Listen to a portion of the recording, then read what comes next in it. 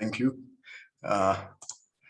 Yeah, very happy to welcome you to our third session of this semester's Semiosalong, Mythokatalysis. And for this one session, we will have two professors and very good friends, Ignacio Ramos and Jovan Catago. Ignacio will talk to us first. And Ignacio, he's a professor of psychology at the National Autonomous University of Mexico, and we know each other for a long time now because he has been doing a lot of work in semiotics and specifically with the Lotman's semiotics of culture. And yeah, so tonight he will talk to us a little bit about that. So.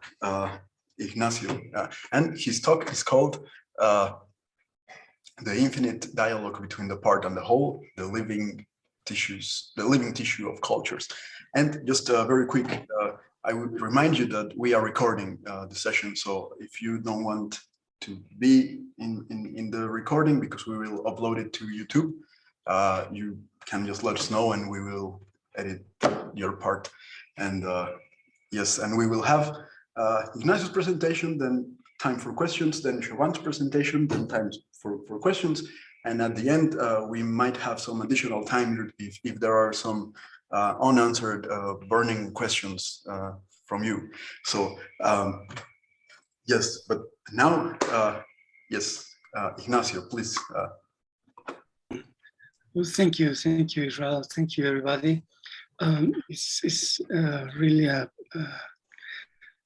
it's a pleasure, and we feel very happy that young people is working in this way, and in some we can share it with them what we have been doing. Well, let me put the presentation and let me introduce you how the semiotics has come to my life, has come to our research.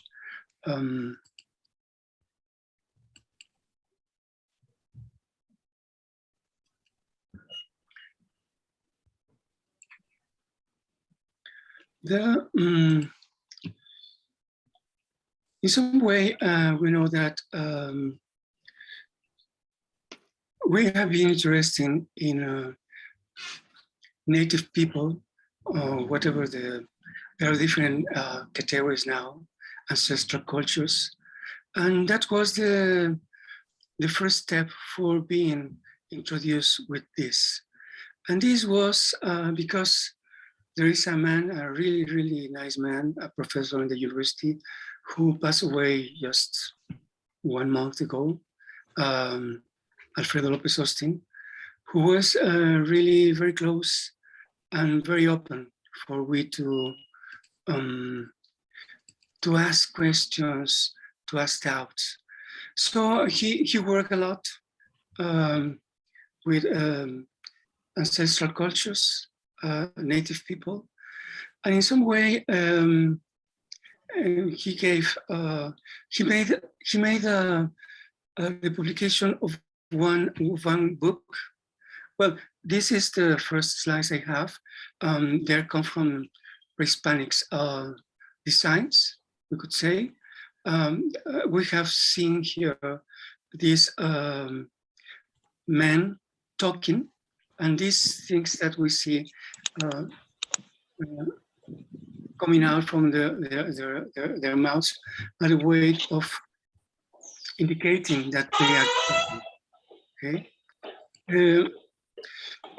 but they talk in many places in everyday life, and all that was something that we have to take into account. We had to know. Maybe for many people, it isn't so important. In Mexico, maybe you know it, we have 68 languages, plus Spanish. It's not that we speak just Spanish, but when you go into this worldwide view, we could say, we erase many other things we don't see what's happening. So in some countries, I think it happens, but in Mexico, some people began to try to understand if what is the position of the people, what are they doing? If there are different languages, there are different ways of looking at each other, of using words. So this is just very quickly this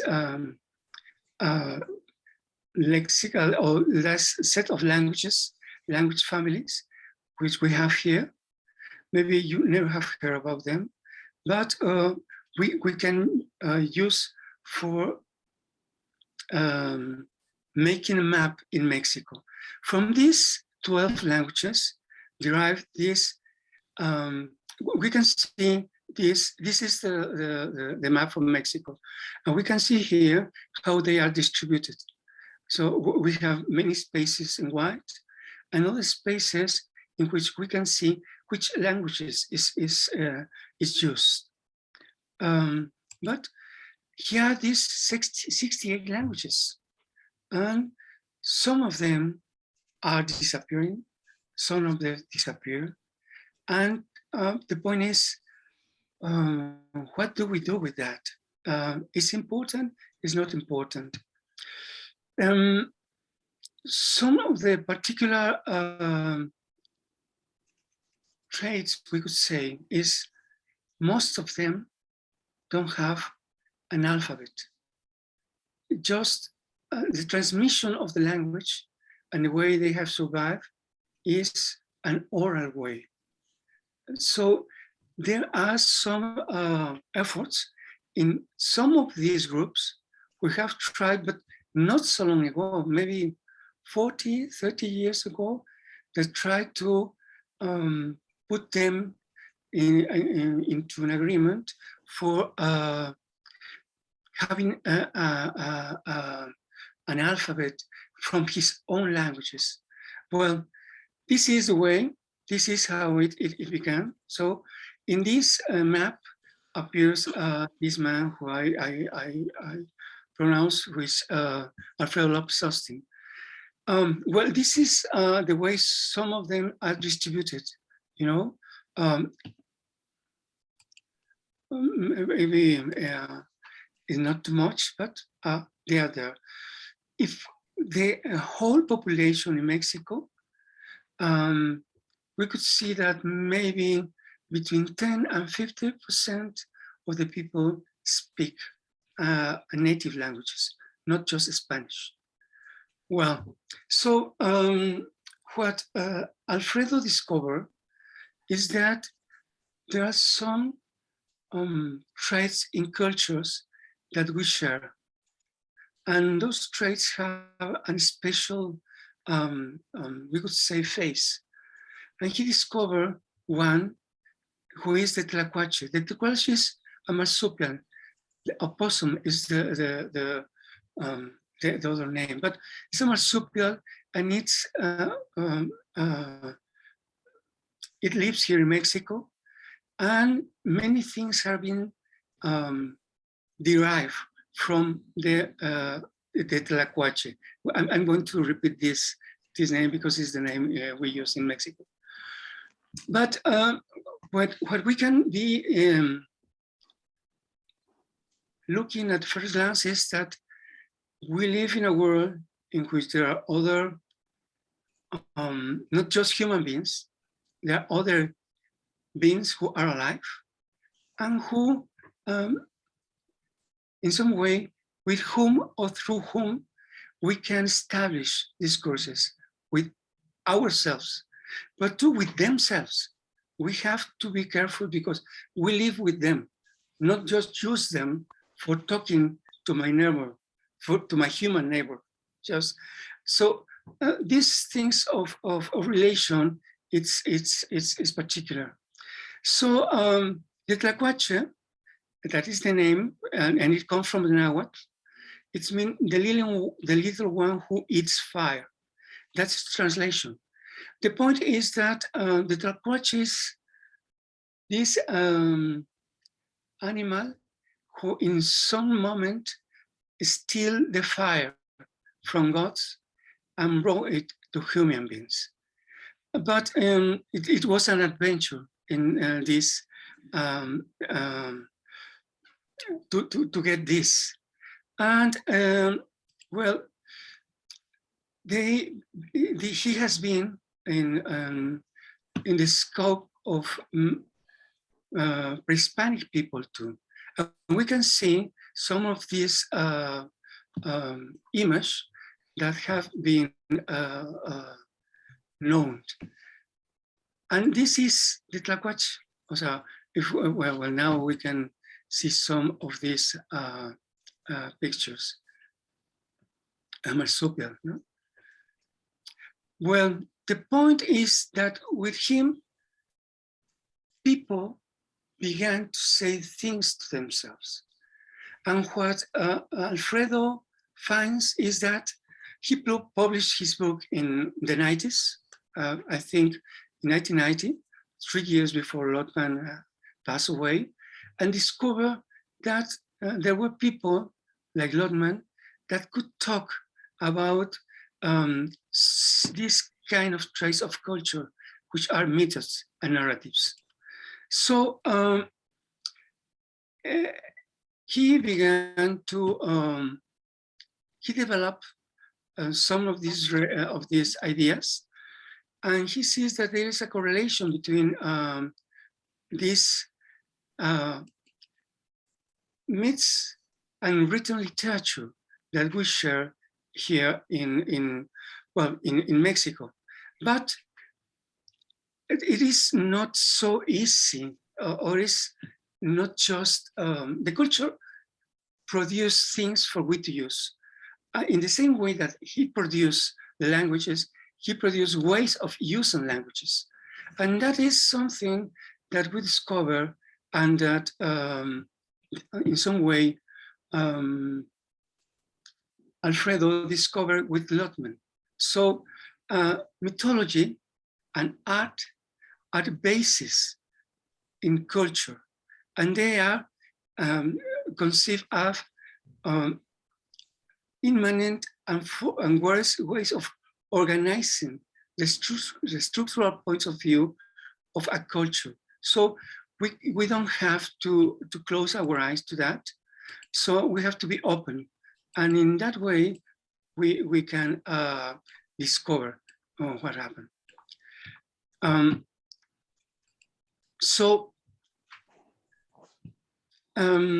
Lotman is saying that in some way, with the myths, we will have, and with the literature, with narratives, we have different kind of texts.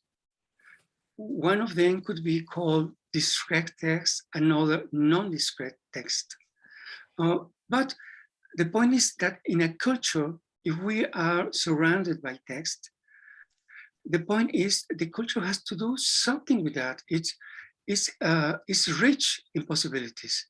So the point is not just to transmit information or preserve information, but to generate new ways of communications. Okay, so that's coming Lotman little by little. Well, we have to understand that this complexity goes from family to the neighborhood, to the community, to the region, or the macro regions. And we see that that is something that we have to be, that we have to know. When we see these relations, this is an image that Alfredo created. In some way, he's saying that cultures are like a mixture of different ways of creating new meanings. And these differences are interrelated and with other aspects of the same culture. Well, so that was the beginning, some of the ways in which we began to introduce ourselves to Lotman. And it was surprising, we could say, simplicity, but not in a pejorative way, of making, of showing a way of looking at this complexity. Well, you know, we have a culture like a system of science. It's important to give sense to the world, and we have to be attentive to the production of non-trivial texts. Well, in some way, he's going to describe this because we're going to understand the culture, but at the same time, the people who lives in those cultures.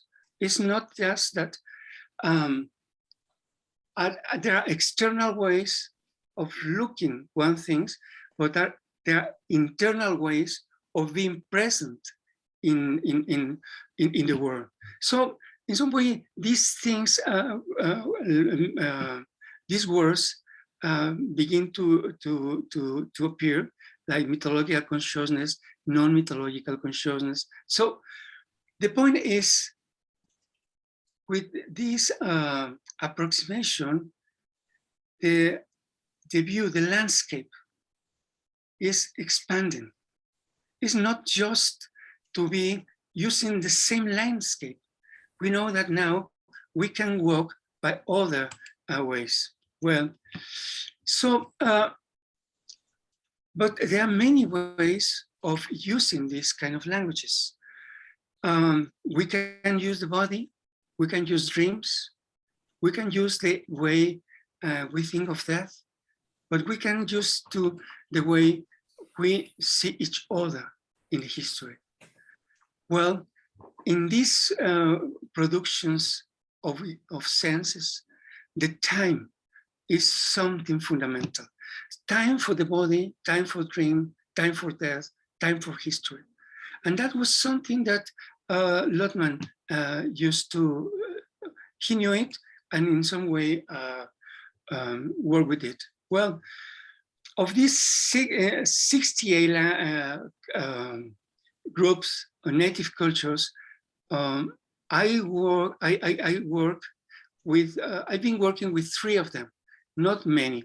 One of them is what we could we say culture Hñahñu. The Hñahñu is you can see Mexico, and you can see this is the little square in which we can see where these people is distributed, where they live. As you see, there is not just a special region. There are many regions, and in those, and they have to be established there, and they have to take care of their language and their ideas. So we have a man from this culture who is giving us, is showing us a symbol of the way they understand themselves and see themselves. We can see this in the work of craft, craft work. We can see this is a flower, but we can see this is the same flower. So, and it's not a mistake. They use a different relation of the cardinal points. Here's the east, here's the north, here's the south, here's the west. It's not like the Occident. So all these things, it seems that they are not important, but they live it and they show it. Well, with this group, there are some things that we can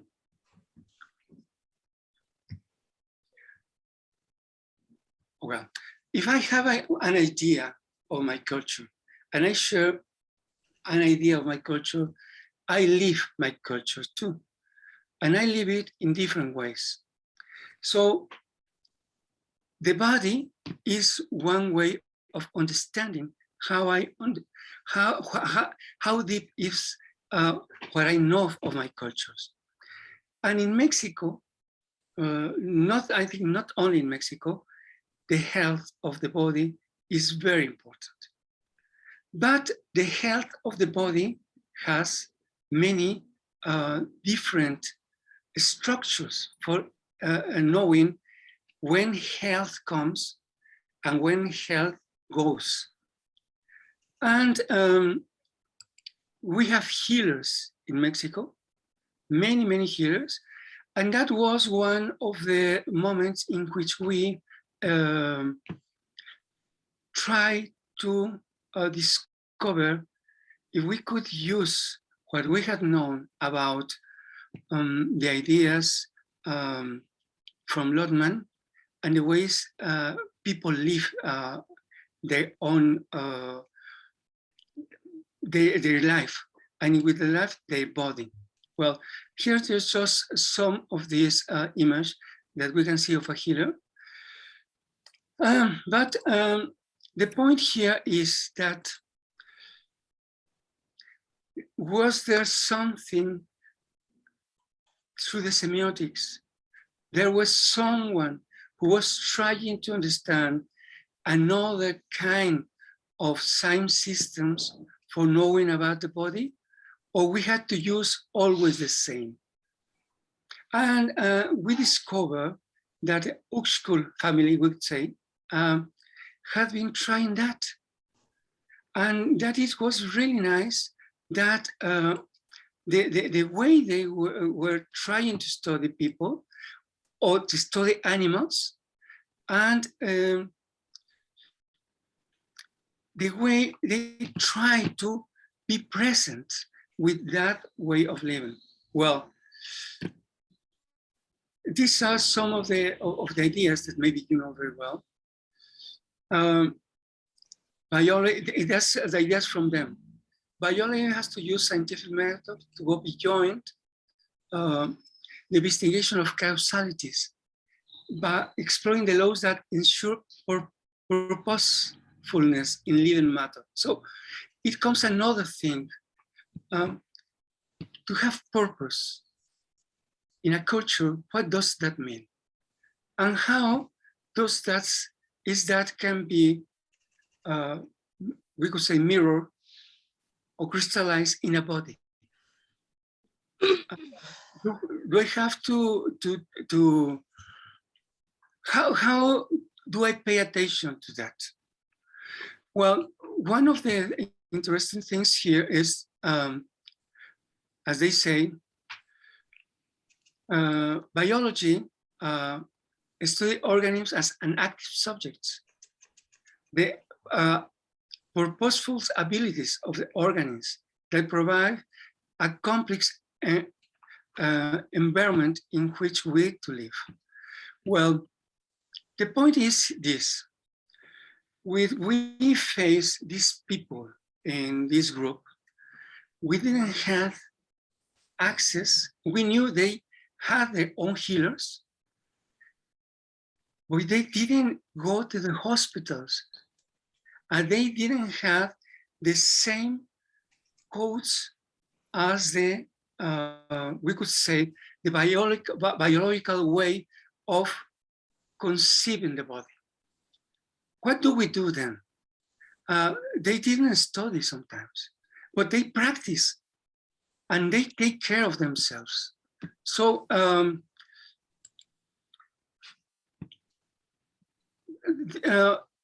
in some way, we could see that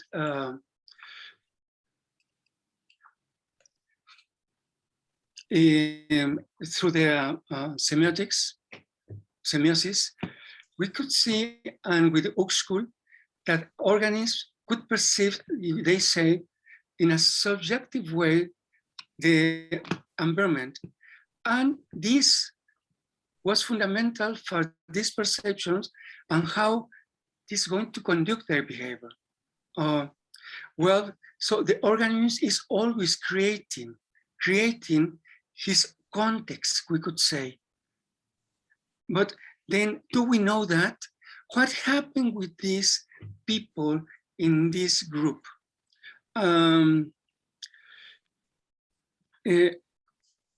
Well, let me say, this is some of the things that we found with school, and they say, as a doctor, I'm daily confronted with the necessity of using two different languages to describe the phenomena we encounter in our field. And with the discouraging experience that these phenomena, after careful and painstaking description in either physiological or psychological terms, no longer fit together. So, therefore, the need for a terminology which may cover both sides of our field is especially pressing. In some way, he was opening the door for what he was thinking about as interdisciplinary thinking. How we are going to discover and to translate rules. And maybe he said, we could ask stupid questions. But the point is to translate from the language and the science systems into the language and science systems of others. Well, here, Lotman used a word for these some peoples, and they call him the marginal man. Those people exist.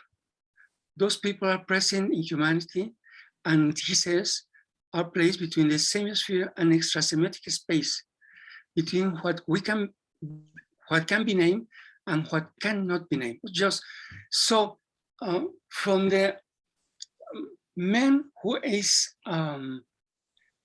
talking to us about this way of approximation to the phenomena, who is to the semiotics, he knows there are limits, and maybe there are other kind of people, but we have to be careful and we have to know them. And so this marginal man, he says, belongs to two worlds and operates as a kind of interpreter, establishing peripheral territory on the border of the cultural and mythological space. So an interpreter of many things, an interpreter of the body. Just, well,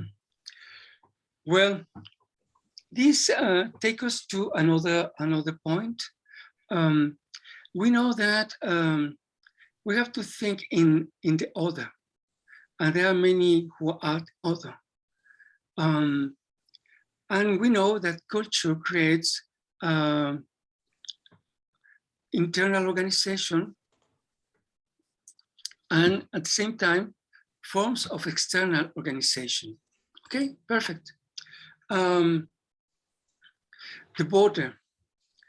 The border is something, and we know that, in which translation is fundamental.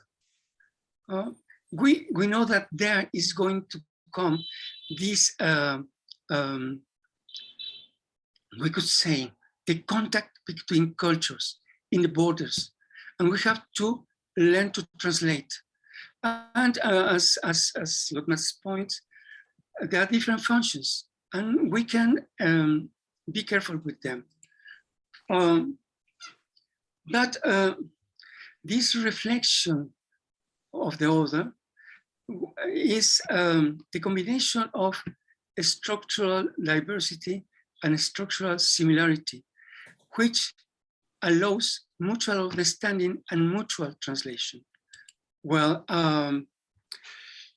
let me before continuing, let me say what happened with these healers. These healers from Hñahñu culture, they learn to live in his culture and in the other culture. the culture, they say, of the mestizos, of the culture of the white men. So he could use his own ways of healing people in his culture, but he could use to that in the other culture, even if the others don't understand them. So they have the ability to establish a dialogue. And in some way, they establish new ways of communication. This is something that is strange, but sometimes we do not pay attention to that. We always think that, well, we don't pay attention to that. So this is an idea that comes from Lotman. Translation and dialogue, they are fundamental. No?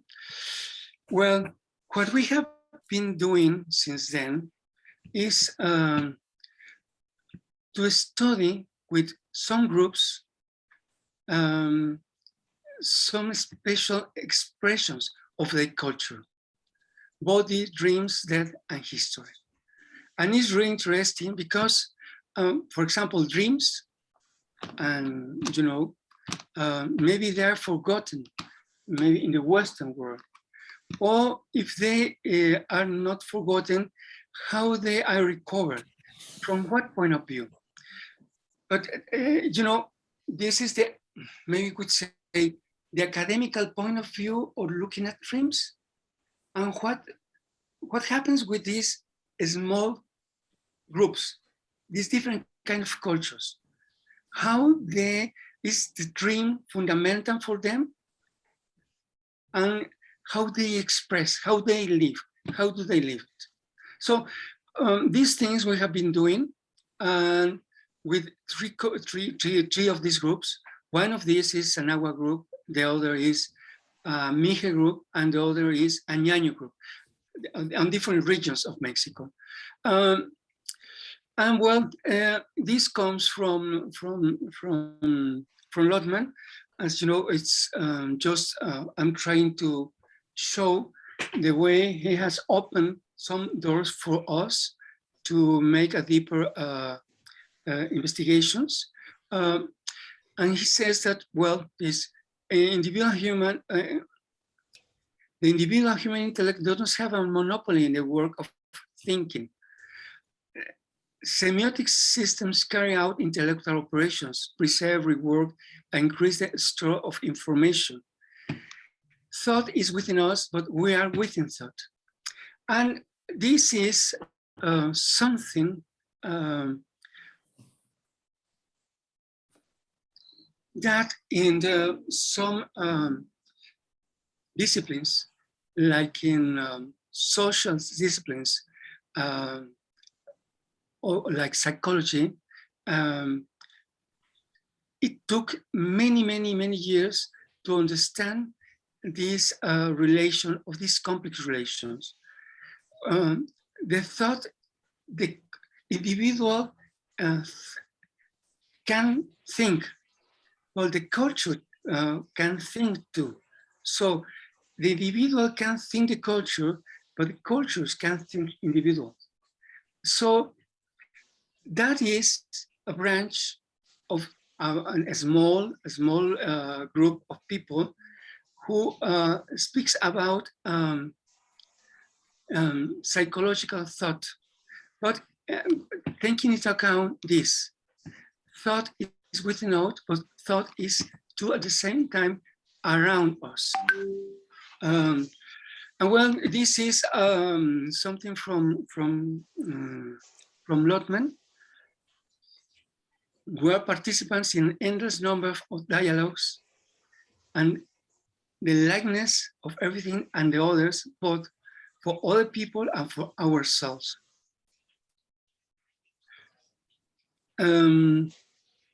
What else? I'm just going to finish.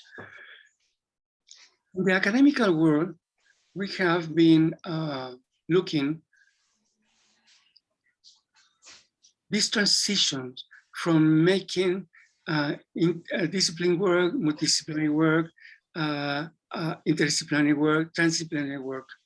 Well, in some presentations, Peter Trop shows this, the work that some people in Europe was making an ecological approximation. And they describe the way we could understand transdiscipline, interdiscipline, multidiscipline. But the other point was this. The idea of transdiscipline was or is the conjunctions of two different kinds of people. But there are academic participants, we could say, with all our ideas, but two at the same time, non-academic participants. Just the same people of these cultures with the people who has been, we could say, educated in the academic world, have to establish dialogues. It's not possible just to look from one side to the other. And that is not just easy.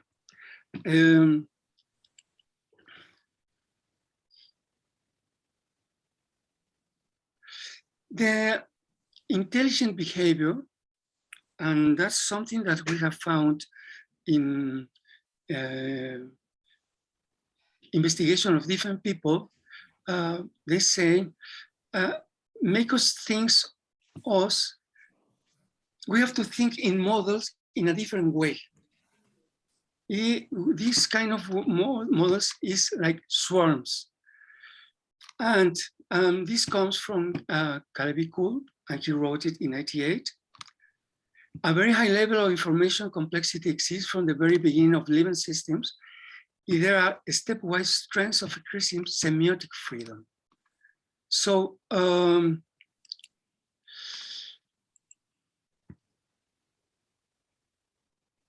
we have to be, and we have been open to the investigations of other groups of people in which life seems to be the analytical base for understanding the other, the life. And we been in contact with a man who is Richard Capra, and who with Vaiolo Pierluigi Luisi show, we could say, a summary of their investigations and made a proposal which they call the systems view of life. This systems view of life has the union of different aspects, meaning, process, form, matter. I'm going to read. And we could think of them in this other way. Life, we have to think of it. We live in a context with it. And we have to restructure what we think and where we live. So there are some ways, they say, life has their own way of expressing itself, and we have to learn from them the richness for improving our way of getting closer to them. This is sunflower, and we say, we can see it, it is there. Why don't we use these ways for looking to the other? Why don't we use these ways of relations, these ways of complexity, or this other? It is there, but we don't use it. We have to use it. And let me show you. I'm going to show you just another.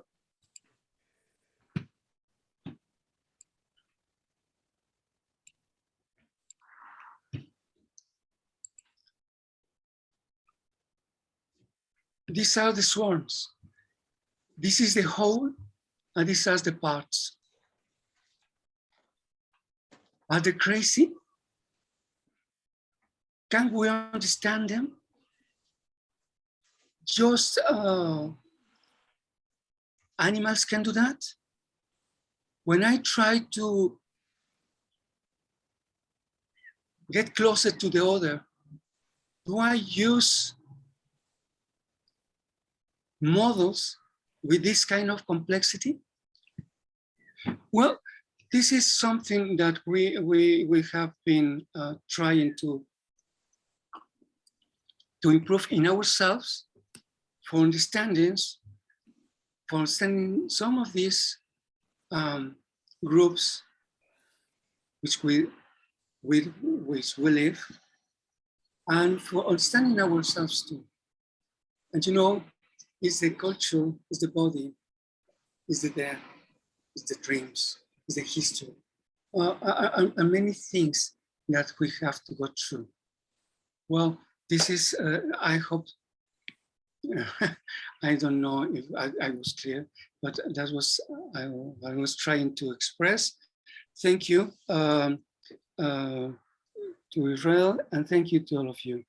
Well, that is all. I'm gonna pause this. I'm gonna stop sharing the slides. Thank you, Ignacio. We have a lot of time for questions, so and I can see people clapping online. And yes, Anna, please. Okay, so I have actually a couple of questions for Professor. So first question is, like you mentioned also Lotman, and you also mentioned Uxkul. So I asked this question already to one of my professors, and I want to know your opinion. To you, what is the main difference and what is the main similarity between the semiosphere and the Umwelt? You know, what would you say about that? I don't know exactly how to answer that. I'm gonna try to say this. They have tried to understand from their own research things, and they have to create words for knowing or for giving sense to what they were studying. We know that they follow different ways. Uxkul use one, and Lotman use another, but they employ it successfully in their own for their own principles. I don't know exactly, really. I don't know exactly which could be. I used to think that the word semiosphere was, we could see the top of the hill that came after many studies, and that it just summarized what was behind them. But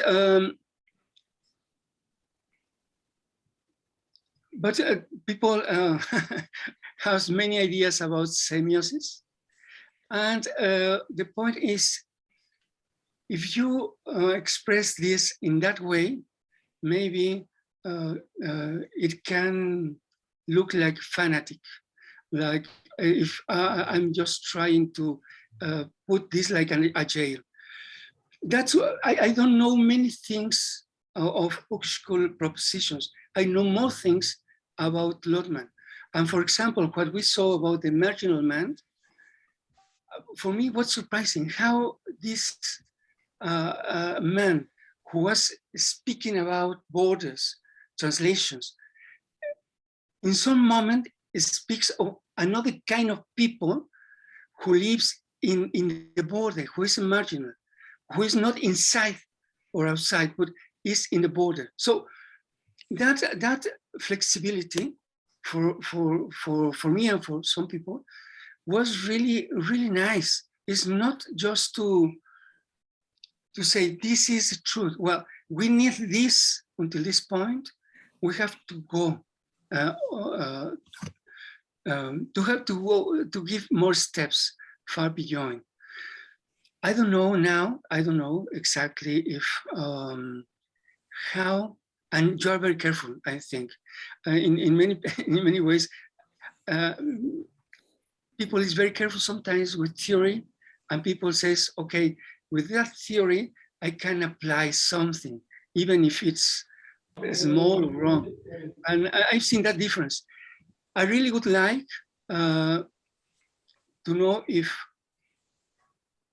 there are more people who has been, since Lotman, making a new restructurations of Lotman's ideas. But I don't see that a lot. I see different branches, and they use what they think is useful for them. Here, that is because it's a fact. We spoke, and I show you the case of the healers of this small group. And the point is that these healers don't use a biomedical or biological way of looking at the body and the health. But they have to live. And they have to create with the tools they inherit the way for being alive. But what is more surprising is what I said very quickly. Some of them can walk in those different ways, on those different worlds, and use this way of understanding and healing the body for being outside their own group. I have another question. Sorry. Yeah, yes, sure. So you mentioned the dreams, and you mentioned like, I know about the semiosphere, the extra semiotic space. So I want to know your opinion. Are dreams the extra semiotic space of our actual reality, of each individual reality? They could be considered an extra semiotic space. What do you think about that?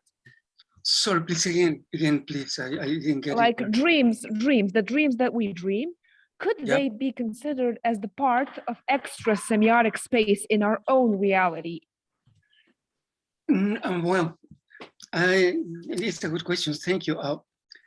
The point is, in these cultures, we always have things that they are something external because we look like that. But for them, dreams are part of the daily way of living. So they are not part of an extra semiotic. It's another kind of semiotics. And we have to use them. And the point is, when there is a culture, not just a therapist, when there is a culture, you learn to use that. And then you know that you dream. And then you can say things about it. They don't exist outside. They are inside this semiosphere. But there are different kinds. Let me say something a little more. The same happens with what we say the human, well, the living beings. We could say the plants.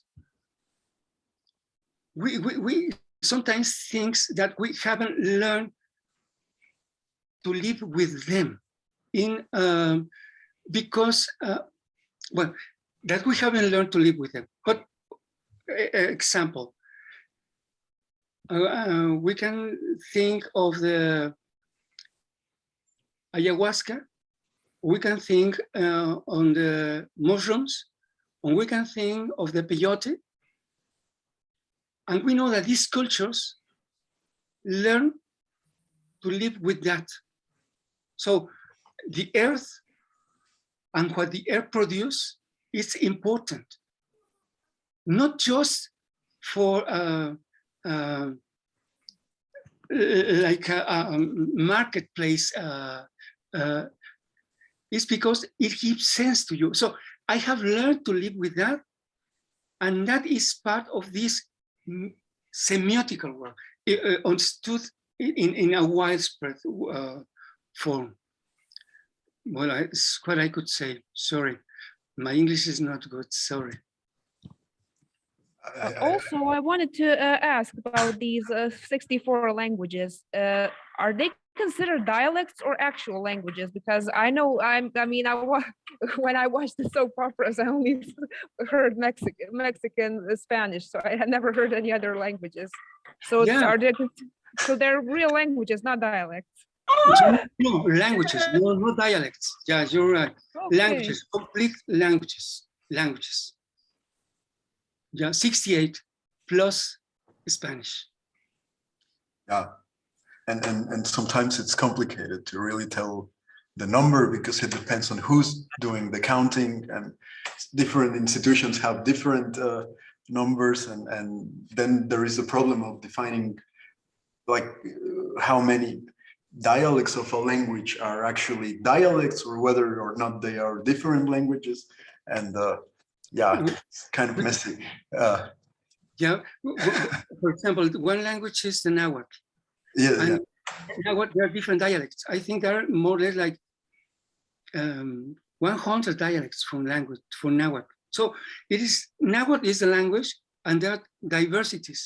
And sometimes people who live in the East and speak Nahuatl don't understand the people who live in the West and speak Nahuatl. So that diversity we have. And just that's why sometimes we don't see they are there. But as we do not see, as we don't think they are present, we are blind. They don't appear. So that's why the interest for studying, for working with these groups. Yes, very, very good. Are there any other questions or comments? Oh, Mark, please. So nice to see you again. Hello, I hope you can hear me. Yeah. Nice to see you. Thank you for this amazing episode of Semiosalong, and it was really interesting presentation. I could hear most of it, at least, because I had some technical problems. But I was wondering, so maybe this question is not relevant for you, but I would still ask that. So if you take this Lotmanian perspective, that's really focuses on the sort of the meaning, the spaces of meaning, not like maybe in a single element of meaning, right? But at the same point, there's some people have noted sort of maybe Persian approach is better, because you still have sort of the notion of sort of universe of meaning in there, but you can also talk about sort of it's more grounded in the real world. And how do you take this criticism of Lotman, actually, that it is some call to vitalist or reductionist? Yeah.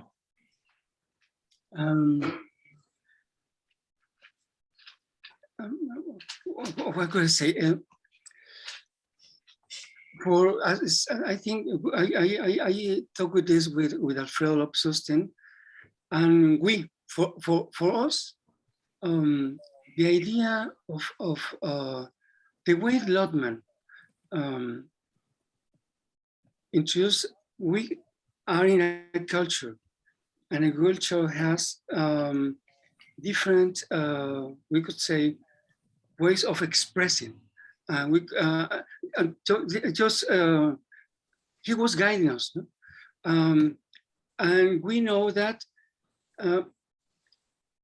he could avoid, in sometimes, many ideas that comes from, we could say, political ways of thinking of culture. This is not that it's not important, it's important, but the way is, how could we have a tool that let us know of these complex relations? So I think he did it very well, and we know that he was living it, because he had to walk out from Russia, and he started to live in Tartu, and he began from there to say, that is what I think. That is how the way I think about these questions. So it is not that it's not important, all these other traits, but the proposal, I think it was really, really interesting. And sometimes I've seen that many people just not pay attention to that. They think that is, well, another one. I don't think it was another one, really. Well, I discovered that with Alfredo. It's not another one, but he was thinking, we know these last books, no? The Universal of Minds, culture, the explosion of culture. And we know that he was always restructuring their own way of thinking of things. So we hope that can be taken by some other people, because it's valuable. I think it's valuable. That's what I could say, Mark. Sorry, is the way I look at it. Thank you. No, I yeah. No, the way I saw from presentation also that the value is in this systemic thinking, and I quite agree that now that there's the example of birds flocking that you showed us, like the typical example from the complexity science, and the Lotmanian perspective is really important if you want to bring this sort of complexity science kind of perspective and sort of humanities perspective of this gestalt, the complex phenomena together. Yeah. I understand what you mean, I believe, but thank you. Well, thank you. I think that I could add something. The secondary models of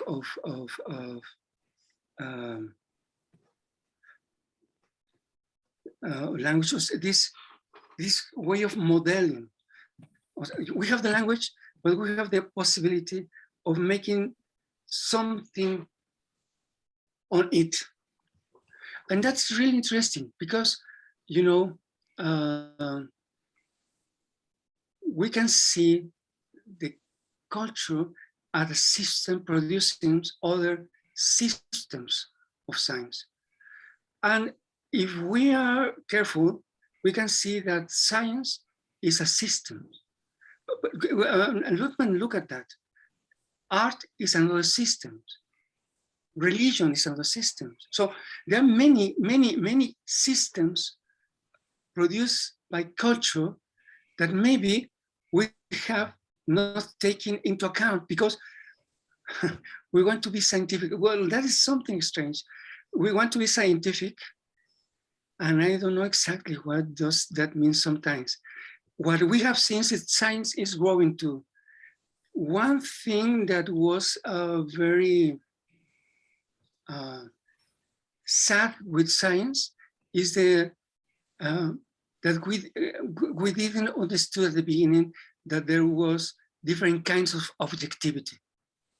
Sometimes we thought of objectivity in one line, in one sense, but we didn't thought that there were different kinds of objectivities.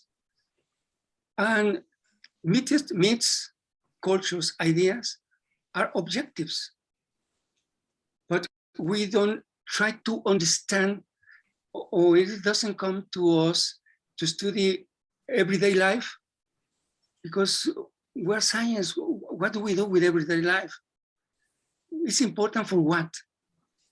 So in the moment that those things begin to appear, as these people, maybe for us, everyday life is more or less agreeable. We enjoy it. But for other people, it's not so nice. Well, thank you. Yeah, thank you again. I think Mark's question is well put in the sense that, well, Ignacio, you posed the question to the audience of who has followed up on Lotman's ideas in this area, having just spoken about self-organizing systems, swarms, right? And I guess not that many. Lotman was working or inspired by Ilya Prigozhin, mostly dissipative structures. And that's where the late Lotman got his interest in this topic, but not many have followed up on it in the end, because I think in semiotics, the branch which has really followed up on this is biosemiotics, mostly inspired by Peirce, I guess. Yeah. But I wanted to say thank you very much for your brilliant presentation. And I think, like, if as an answer to your question about who has followed up on it, I would encourage you or whoever else is listening who are interested in this deeply fascinating topic to look at it from the biosemiotic literature, where there's a lot of material on studying self-organizing systems or morphodynamics as the kind of like threshold area between semiosis and matter, I guess, or between matter and mind, I guess, in Terence Deacon, and most of which is inspired by Peirce, but I think Lotman's highly applicable to that area. But, and I guess maybe Anna's question about the difference between semiosphere and Umwelt is relevant to this, like disconnect between cultural semiotics and biosemiotics. So I don't know if anyone else would want to field this technical question she posed, this gotcha question. But anyway. Wow. Thanks a lot. Oh yeah. And so I was going to say even more broadly, I have noticed that in Mexico, South America, reception of contemporary semiotics is a little different, it seems to me, not to make ethnically tinged generalizations, but it seems to me a culture perhaps less invested in the Western deterministic worldview or Western deterministic science or something. So they receive ideas from semiotics somehow differently than, for example, in North America or Western Europe. But then, so like Peirce, but Peirce is the big name, at least in South America, exactly because of this interest in semiosis and flow and perhaps even spirit. And so I was also surprised, and I think Ludmila pointed out also the surprise of that there was no mention of Peirce, to follow up again on Mark's question. Oh, okay. we make strange things here. You know, what we call in South America the union of someone in culture and making the union between Christianism and Marxism. And that is a very extreme marriage, but we have them. Yeah. And we have growth of it. Also, well, just we know we make strange things. You're right. Well, but our time is up. But that's why we will have some extra time at the end. Yes. But Tyler, I'm sorry. Did you want to make a quick comment? Nope. Okay. Excellent presentation, though. Thank you, Ignacio. Excellent. Thank you. Indeed. Thanks a lot. And okay, so now we will have Professor Jovan Catago. She's a professor of philosophy in our university, and